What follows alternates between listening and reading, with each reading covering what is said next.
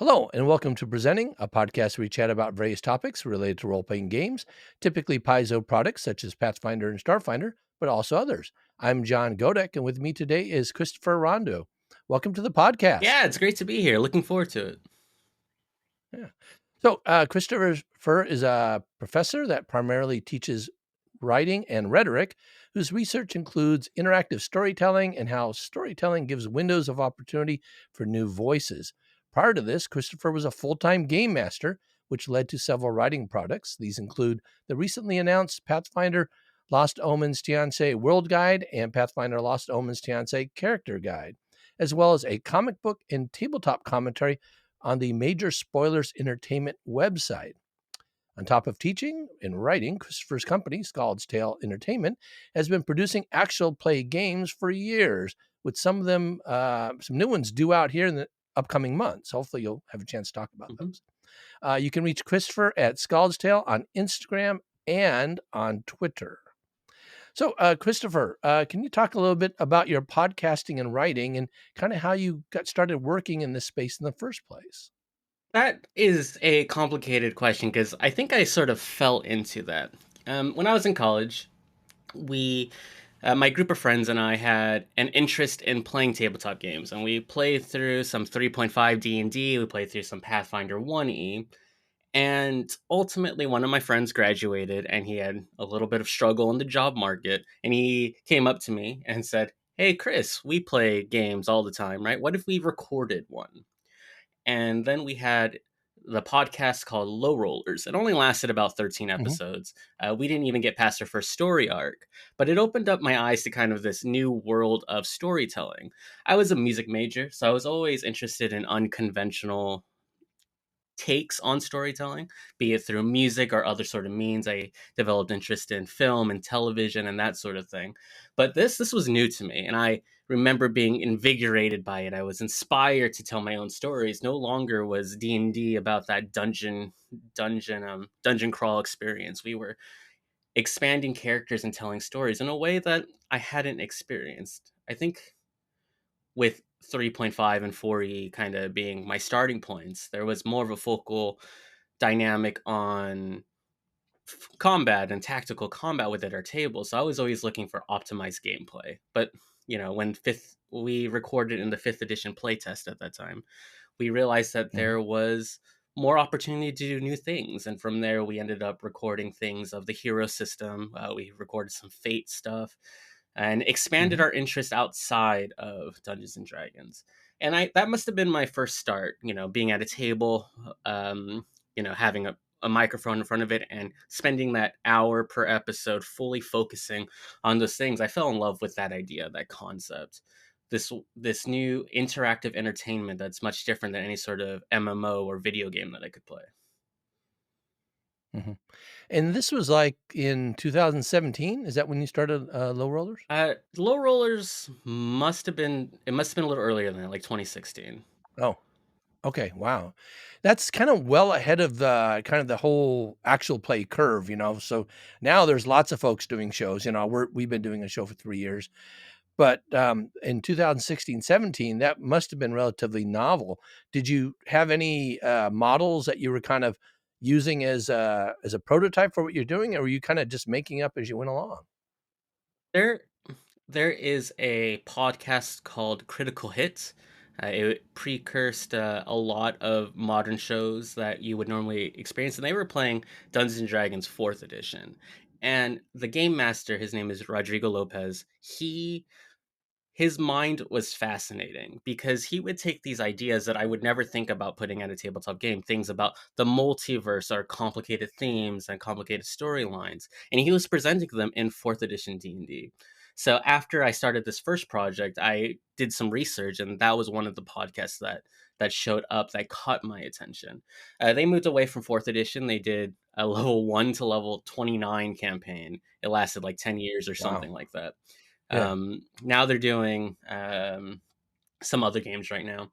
But just kind of like looking at that, I was able to take his style and kind of develop my own personal opinion about that. So it's been an experience. Mhm. And so you've been producing these, tabletop RPG actual plays now for coming on 6 Mhm. years. Can you talk about some of your experience in building these podcasts and actual plays?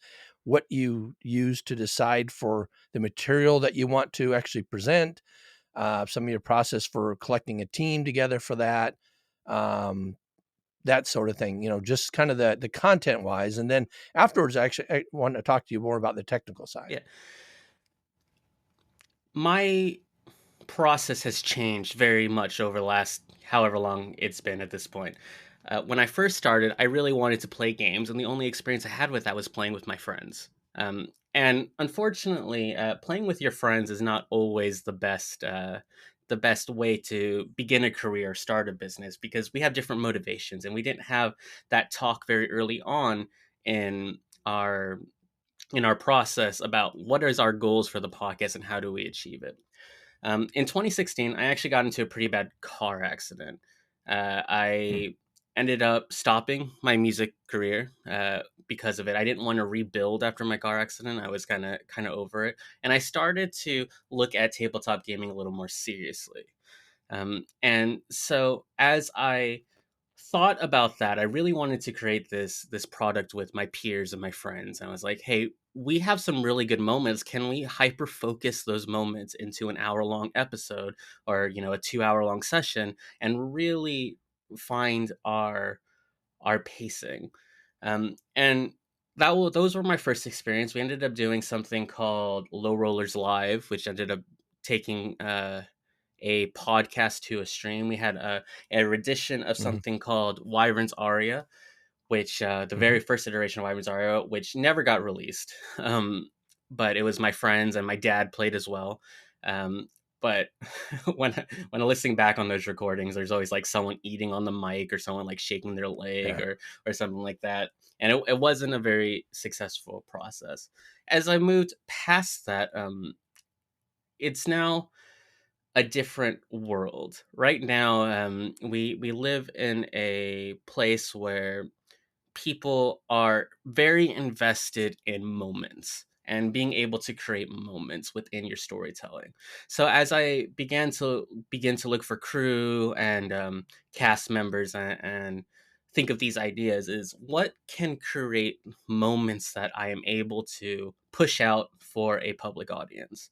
So, every time I sit down to prepare a session for a produced product, it's always who's going to get this moment? What are they going to do? And is this person have the ability to react to it in a certain way?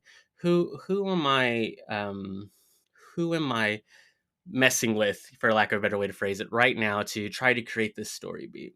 I encourage all my players to think of abstract and concrete goals. This is part of what I teach for writing, creative writing.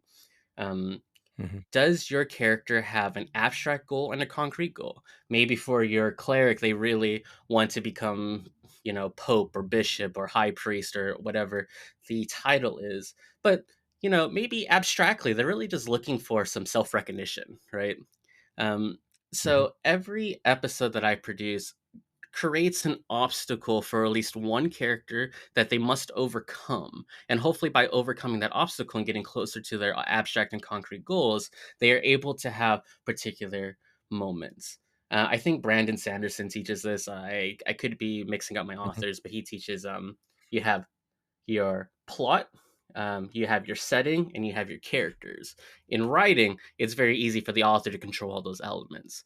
But I pick a cast who I think can write a good character arc, have good goals. I create a plot around it, and hopefully the setting is interesting as well. And I hold it all together with a conflict. And through the overcoming of personal objectives and conflict, you should have a good product. As far as casting, I haven't found a great method to cast. We have done auditions, we have done personal interest. We live in a place, I pay my players. So we live in a place where I can put out a paid thing and get hundreds of applicants, and I just have to kind of bite the bullets. And I met some really good people through that process. But um, people want to play in an actual play, they want that experience. So if you put yourself Oh out yeah, there, yeah. you'll get plenty of feedback. Hmm. No, I hear you. I've been running an actual play, but it's actually what you say you shouldn't do. It's a group of friends Mhm. that we've been playing for a long time, and I just say, "Hey, let's just record this," and we do, and we have a lot of those moments, but we also have a lot of dead time. But our purpose for this is just to kinda show how an actual group, even with some really experienced members and game developers and stuff in it, kinda goes through and handles it, and we like to play, so we just record when we play, and Yeah. that's about it. Absolutely, and that is acceptable as long as you kinda set your goals up early on, like, my Yeah, since I was trying to change careers, I really wanted to push out a right, product I could get a sponsorship for. My friends just wanted to right. push out a product, much like you said, to have some fun, Yeah, play, put it out there, and, it's always important when you get into these projects to set your expectations. I believe you mhm, can play with mhm, your friends, and I believe there are many great tables that do so. It's like some of the highest playing tables are family and friends, within the space, but it didn't work out mhm. for what I wanted in that particular moment. No, no, for sure, for sure. Can you talk a little bit about the technical side? Some of the equipment you use, the setup you have, your editing software, your process for recording, editing, posting, things like that, where you host. So I had the luxury of being a music major. I did my undergraduate in Right. classical music performance. So I had a lot of tech set aside for music recording, and I had a lot of friends Mhm, who were mhm. into music recording. You don't need that equipment to be able to do so. Right, Um, right. for people who are just starting out, and it's what currently using, I'm using a Rode USB podcaster mic. It's a little bit Mhm, expensive, but it's not as expensive as getting your own like audio interface. And I think if you're doing at mhm, home recordings, that is a great option. Get a Rode podcaster mic. If you want to go a little cheaper, you can get a Blue Yeti. They have some great mics. The Elgato streaming mic is a good option as That's well. actually really pretty good. Yeah. Yeah, yeah. And specifically, we're talking about for voice, right? If you want to get into like Right, music recording, I would have different recommendations. Um, right, right, right. we tend to record 2 weeks on, 1 week off is kind of our go to Mhm, give make sure we get dead space, give us a break, really, and we try to get 2 hours of recording in every session. We record mhm, using if it's a stream, if it has a lot of video elements, we are experimenting with streaming our recording sessions and then editing it down later. We do heavy mhm. editing processes.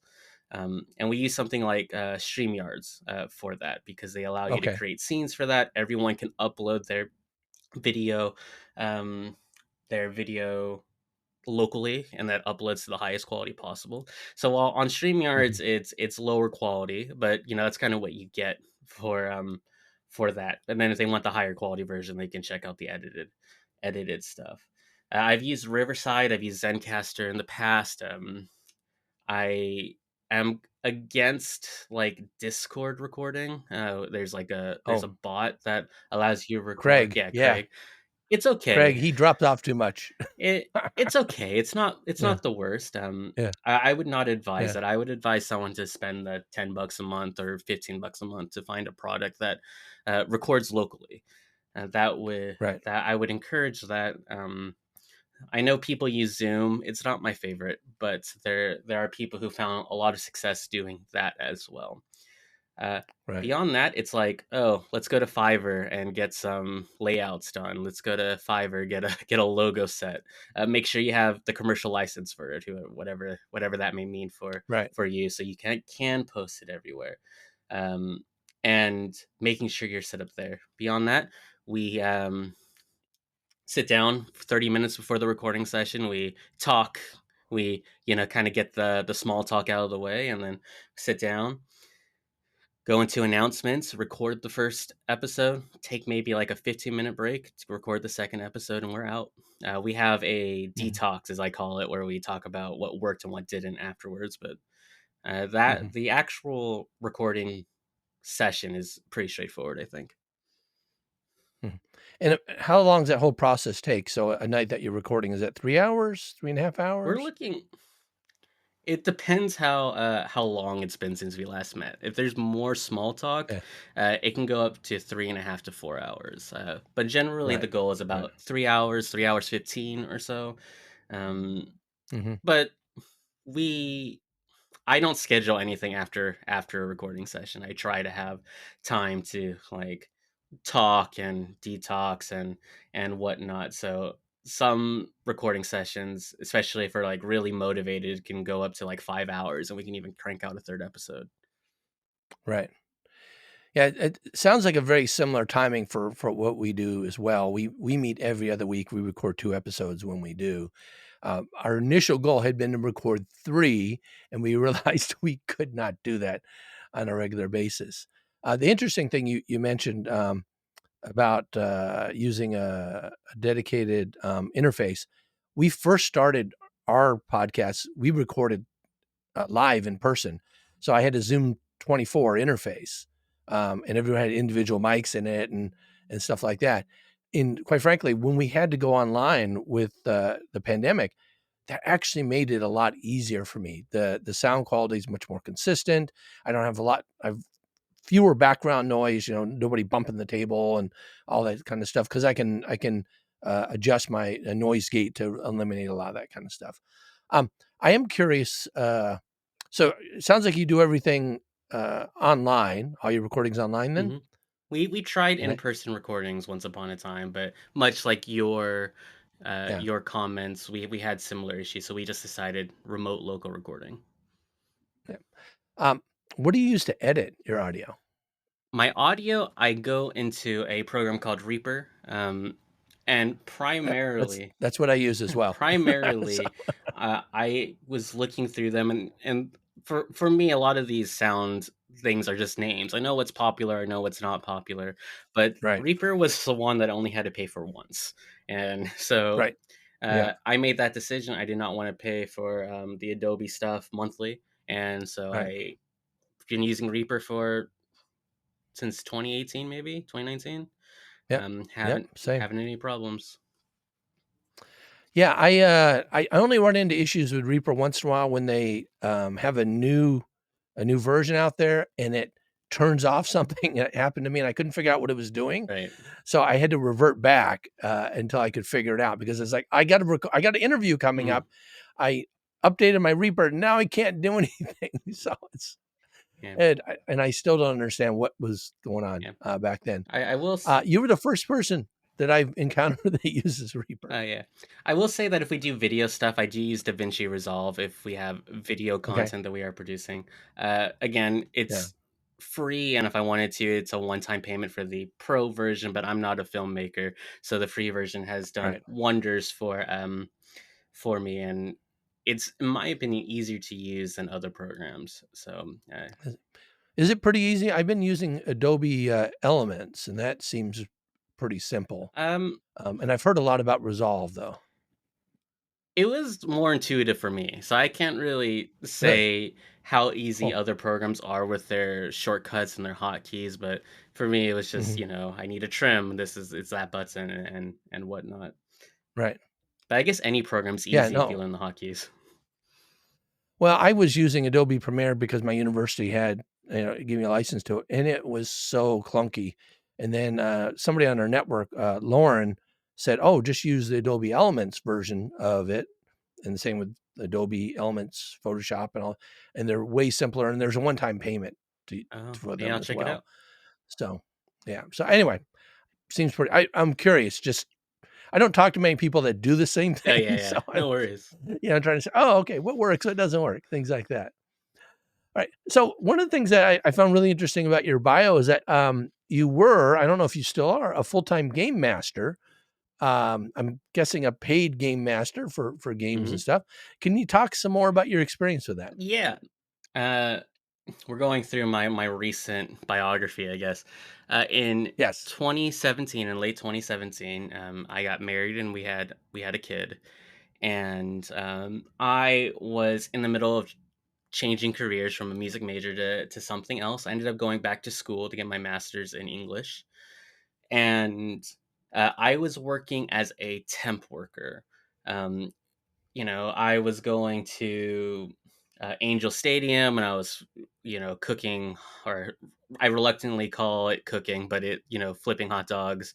And I was at Long Beach Convention Center in Los Angeles, doing catering jobs. And there was one day I was at the Honda Center, which is their hockey stadium, and to get to this job, I had to um, park my car. I had to take a bus to the stadium. I had to check in. I had to go through all this process, and I may have arrived at my parking spot at like let's say 4 o'clock, but I wouldn't get to start working until 5. So I was burning an hour Mhm. of time just trying to get to the stadium based on where their employee parking was, and then I was working minimum wage and I was bartending. And I was watching a beer get sold for $13, and I was making 10.50, and I Yeah. made a decision that I couldn't do that. I was not. I cannot sell a drink that I was making hundreds of in an hour for minimum wage. I got tips, but that's beyond the point. So I went on to Roll20 and I put out a game. It was November of 2017, and I sat there and, $10, 3 hour session. Let me tell you some of my ideas. And I got four people. I think I had five that reduced to four. And I was making, $160 a month running this game. And January came. And I was like, what if I put out games on places I wasn't getting work, right? Weekends are very busy. Weekdays were not. I had a second game. I had a third game. I had a fourth game. And I talked to my wife, and he was like, I'm making more money doing this hourly. If I put out 8 games, I can be making, one and a half times I'm making now, uh, and potentially working less hours. And my wife said, cool. So in like summer of 2018, I was running 8 to 12 games a week, full time as my day job. Sitting there, I was everything was homebrew, so I was able to charge more for the homebrew experience. A lot of people were running things like Adventure Pass or Dragon Heist or those sort of things. My niche was I wrote everything from scratch, so I didn't have to read anything. Was really my goal, um, and Mhm. so between that, I was able to, from 2018 to 2022, I did that full time. Maybe 2021. I faded off maybe at the end of 2021 as I finished my degree, but it paid through my master's education. It paid through our, meager living conditions in Los Angeles before we moved elsewhere, and we we made it work. And I think I don't know this for sure, but I think there was only 3 people running it full time when I started running it full time. So we kind of hit that sweet spot of being able to get to that point. And so basically, you just posted up games with open slots on Roll20, and people just signed Yeah. up. You didn't have to do additional advertising? No, I mean we did add additional advertising later when we realized that I could probably be charging more if I hit a better audience. There was a Mhm. switch where I was like, what if I just charged more and ran less games and save some energy? And when we got to that point, we looked at marketing techniques. That was like in 2019, 2020. But really, at the start, I just put up an ad, and when there's only 3 other people putting up ads, you shine, um, you shine comparatively. Wow. Well, that's really cool. Can you talk about your running for Major Spoilers Entertainment? First of all, that's a very cool name uh, per site. And I looked at some of the comics that you're. I don't know if you wrote those or it has your name on them, so I'm not quite sure how that works. So you can talk about your gig there, and was that paid as Yeah, well too? Major Spoilers is a paid gig. I talked about Critical Hit earlier this Yeah. interview, and Major Spoilers Entertainment runs Critical Hit. That is their podcast, but they primarily run Major Spoilers, which is a pop culture news website and podcast. They release episodes every week. They've been doing it for like 15, 16 years or something like that. They just hit like 1,000 episodes last year or something like that. Wow. They've been going for a very long time, and they had an open call. And due to my interest in podcasting and tabletop gaming, and them being one of the first people I listened to, I knew when they had an open call for writers, I had to submit something. Um, it took like 6 months from my submission to get hired, but I was able to get hired to write comic book reviews and commentary. I wrote mostly Okay. comic book reviews right now, where I guess I'm like the academic on on the in that particular company, as I approach things a little differently than a lot of other people. But I found that there are some interesting conversations that go on through the comic book stuff. In 2020, the comic book industry shut down, um, and my boss was looking for what can you do to so I can still pay you, basically. And so I started writing tabletop commentary, and I was able to get a feature section for a couple years, that I still do every once in a while, where I'm able to be like, this is D&D news, this is Pathfinder news, and give approaches on how I run games, and we talk about like, how do you apply the literature 3 act structure to your games? How do you apply the snowflake method of writing books to your games, and what can you develop from that? How do you approach writing a character, or how do I approach writing a character for a game, and giving some advice there. um, that was a very big time investment, so I stopped doing that as frequently. Just kind of like the cost versus the time versus the pay uh, isn't as convenient as I would like it to be, but it is a paid gig that I've been doing. Can you talk roughly what those things, how much they pay for commentaries or for the reviews and things? Um, yeah, so for a like a 500, I have to be cautious. Yeah.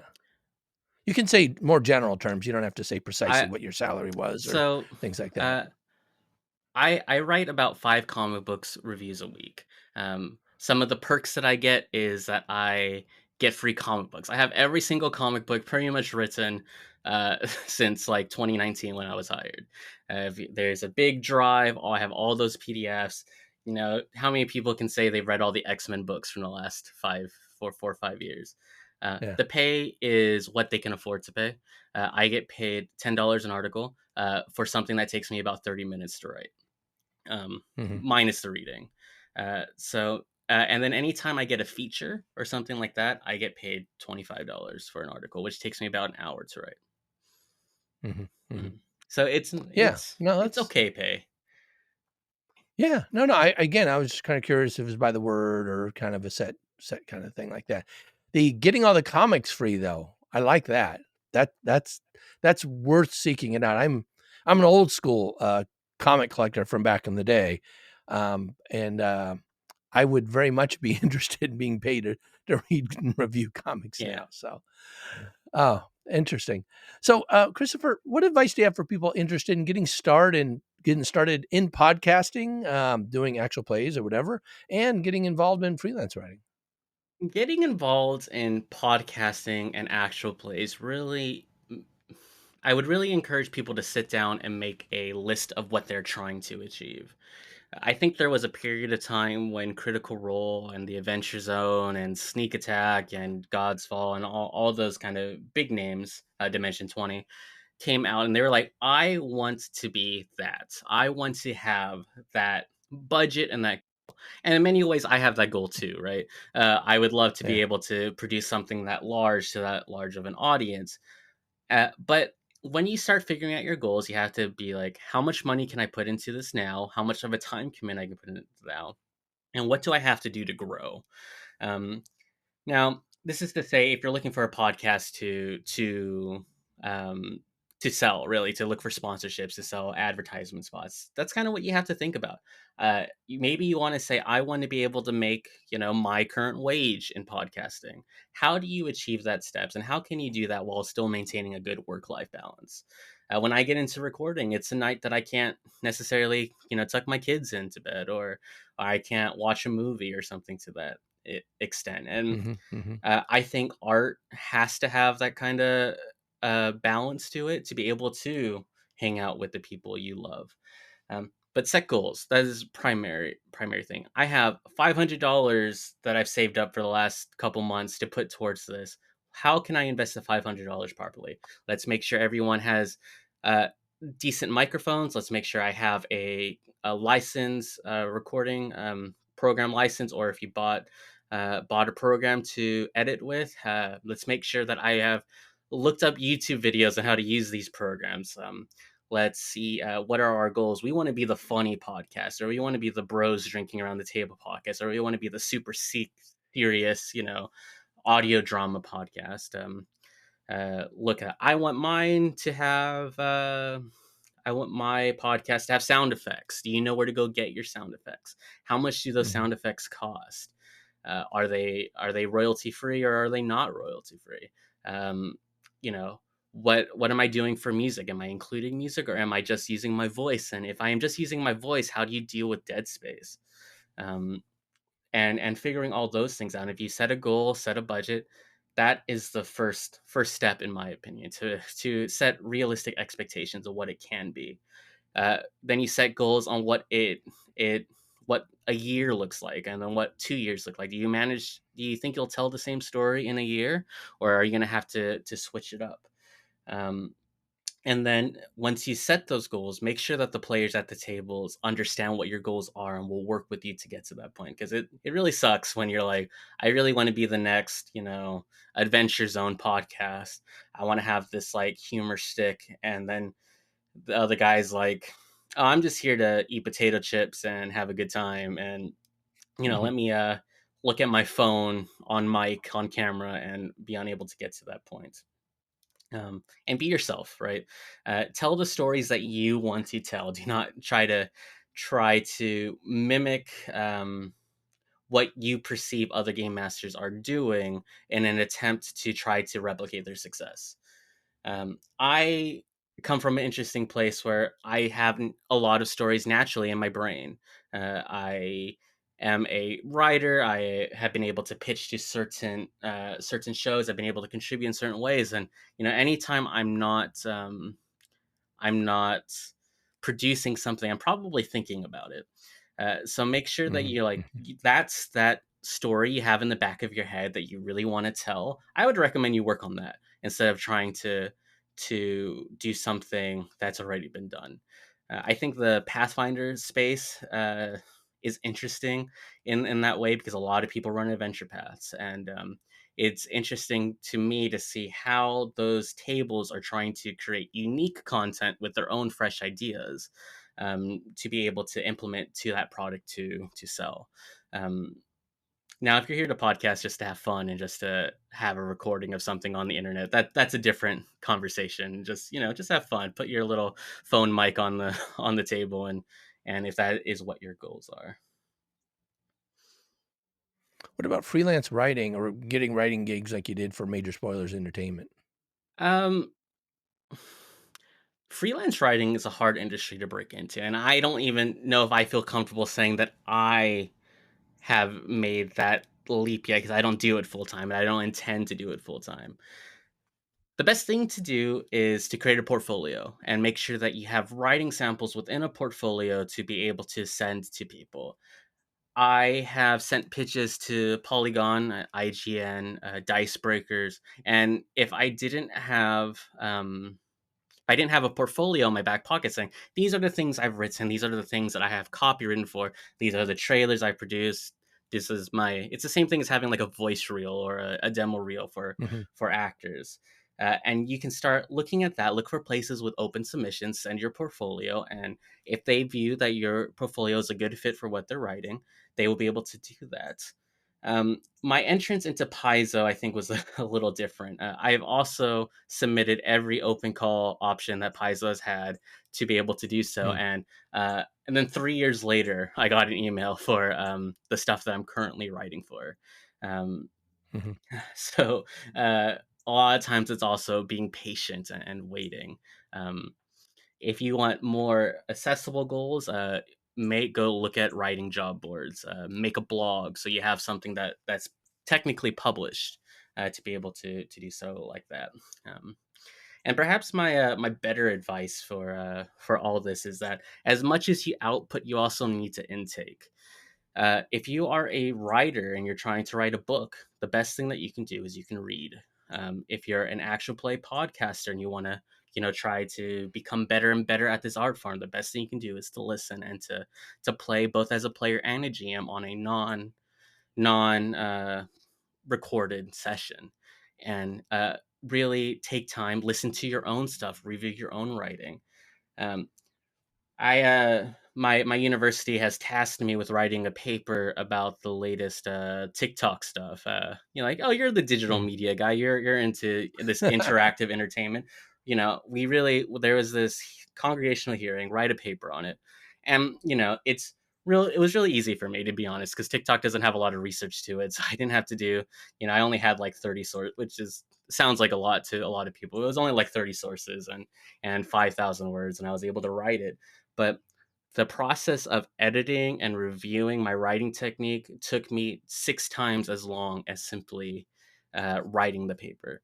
And I find that to be true for anything. If you're going to produce an hour long podcast of just GMing, and you are going to take a couple hours to edit it, depending on how extensive your editings are, you should really expect to do twice the amount of that in listening and researching and understanding that. So, it's okay if you find that you want to play the latest video game and try to really understand the story, because you are intaking in that sense. I always think of it like a battery. You need to intake media to understand battery. You need to watch that TV show. You need to play that game to be able to understand, one, modern storytelling tropes, and two, so you don't burn out. Mhm. No, I like that. That's great. I always considered, when I was getting my PhD, and my PhD is in interactive decision making, and I always considered, getting involved in online discussions and playing video games and stuff as research, or at least that's how I justified it through my grad program. Anyway, um, what's next for Christopher? What are some cool things that you're working on now that you can actually talk about? Yeah. So there are two elements to my career. I am a professor, and I'm a professor first. I teach here. My next major goal is to get a doctorate.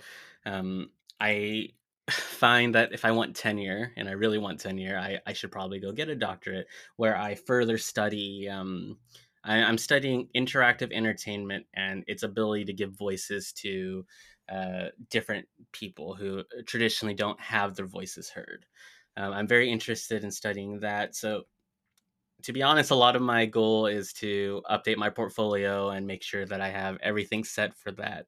But maybe that's not what's interesting to many people. I am producing two podcasts right now. One where I am GMing. It is a new show called Skyfire. I think a trailer just dropped. Um, Hmm. I Hmm. should talk to Yeah, my marketing. I have a marketing guy on hire who posts stuff for me. But the trailer should have just dropped, and it is a story about sky pirates, and we want to have like Firefly vibes, and going forward, and people who are down their luck doing good things overall, and fighting uh, what they view as wrong, and having that, and that's interesting because I'm Chinese. Chinese and Caucasian, so having that intermingle of ideas has been a joy to handle. I also am producing another podcast where I'm a player. They are playing Gatewalkers, the latest AP. right. Uh, I opted to put that under my brand because it's new, and I wanted to give it a chance to see what we could do with published Paizo stuff. So that actually releases this week on Wednesday. Nice, Um, nice. so that's a podcasting And podcast. You can get on our RSS feed. okay, and so they can find them through your website You can you if can they want. you can find them through my Scaled Entertainment. you can find them through my Twitter and Instagram right now. My Okay, website's going through a rebranding as we get more art assets for them. Um, okay. And also, I presume, and wherever you get podcasts, mhm, you can just do a quick search on it as well, right? correct. Yeah. Yeah, Yeah, we excellent. want to do streams this summer, so we have like a series of one shots being going out, but we're not ready to announce anything like that. Yeah, I'm very fortunate to be a teacher. I guess I'm unemployed technically, but I have a lot of time and freedom over summer, so Yep. going through Yeah. a an attempt to try new things. So hopefully within the next month or so, you'll hear announcements for streams going out for different systems, and which will hopefully lead to a video web series coming out sometime in the fall or spring. Nice. Nice. Well, this is exciting news. I look forward to seeing more of that. It's interesting how many similarities we have in terms of scheduling and interest and stuff. I have 2 more weeks of school, and then I have a big block off, and I'm actually looking to start some new projects then as well. So that's great. Yeah. Well, Christopher, it's been great getting a chance to get to know you and chat with Mhm. you. And thanks so much for joining us on the podcast today. It's been great. I appreciate you inviting me.